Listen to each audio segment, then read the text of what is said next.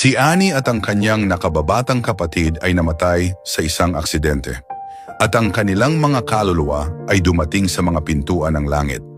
Hinawakan ni Annie ang kamay ng kanyang kapatid, handang pumasok na magkasama, ngunit siya ay pinigilan ng isang anghel na nagsabi, "Tanging ang iyong kapatid lamang ang makakapasok." Tumutol si Annie, "Mas marami akong ibinigay kaysa sa aking kapatid. Madalas akong manalangin at palagi akong dumadalo sa simbahan.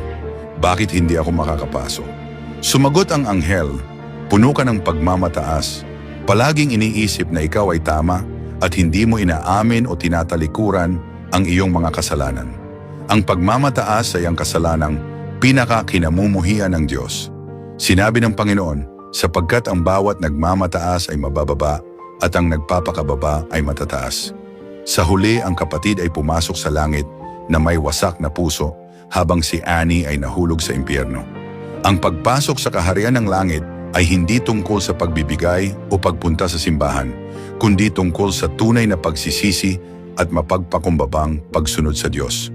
Kung sumasang-ayon ka, Amen, at ibahagi ito upang paalalahanan ang mas marami.